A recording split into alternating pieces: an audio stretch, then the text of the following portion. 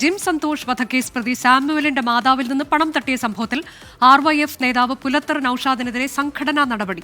RSPയുടെ പ്രാഥമിക അംഗത്വത്തിൽ നിന്ന് പുലത്തറ നൌഷാദിനെ സസ്പെൻഡ് ചെയ്തു. 24 വാർത്തയെ തുടർന്നാണ് നടപടി. അരുൺരാജ് വിവരങ്ങളുമായി.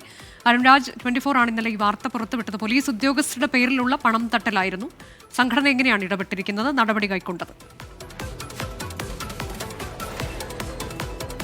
അനുജ, വളരെ ഗുരുതരമായ സാമ്പത്തിക തിരിമറി ആരോപണമാണ് പുലത്തറ നൌഷാദിനെതിരെ ഉയർന്നത്. ജിം സന്തോഷ് വധക്കേസുമായി ബന്ധപ്പെട്ട പ്രതിയുടെ മാതാവിൽ നിന്ന് 2,60,000 രൂപയാണ് പോലീസ് ഉദ്യോഗസ്ഥർക്ക് നൽകാനെന്ന വ്യാജേന ഈ പുലത്തറ നൌഷാദ് കൈക്കലാക്കിയത്.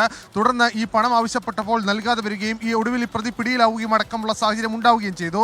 ഈ വാർത്ത ഇന്നലെ പുലത്തറ നൌഷാദ് ഈ പണം വാങ്ങിയെന്ന വാർത്ത, ഈ സാമുവലിന്റെ മാതാവിന്റെ ദൃശ്യങ്ങളും അവരുടെ വാക്കുകളും സഹിതം 24 പുറത്തുവിട്ടതിന് പിന്നാലെ കരുനാഗപ്പള്ളി പോലീസ് പുലത്തറ നൌഷാദിനെതിരെ വഞ്ചനാ കുറ്റമടക്കം രജിസ്റ്റർ ചെയ്തിരുന്നു.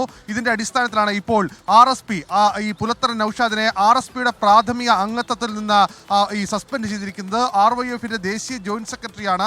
RYFന്റെ ഭാഗത്തു നിന്നും ഉടൻ തന്നെ ഇയാൾക്കെതിരെ സംഘടനാ നടപടി ഉണ്ടാകും എന്നുള്ളതാണ് RYFന്റെ നേതൃത്വം വ്യക്തമാക്കുന്നത്. ഈ പുലത്തറ നൌഷാദിനെ ഇപ്പോൾ ഫോണിൽ പോലും കിട്ടുന്നില്ല. ഇയാൾ എവിടെയെന്ന കാര്യത്തിൽ പോലും വ്യക്തതയില്ല എന്നുള്ളതാണ് നിലവിൽ ഈ പാർട്ടി നേതൃത്വം വ്യക്തമാക്കുന്നത്. എന്തായാലും വളരെ ഗുരുതരമായ സാമ്പത്തിക ആരോപണം ഒരു മുതിർന്ന നേതാവിനെതിരെ ഉയർന്ന സാഹചര്യത്തിലാണ് ഇയാളെ പാർട്ടിയുടെ തന്നെ പ്രാഥമിക അംഗത്വത്തിൽ നിന്ന് ഇപ്പോൾ സസ്പെൻഡ് ചെയ്തിരിക്കുന്നത്. പുലത്തറ നൌഷാദിനെയാണ് RYFന്റെ പ്രാഥമിക അംഗത്വത്തിൽ നിന്ന് സസ്പെൻഡ് ചെയ്തത്.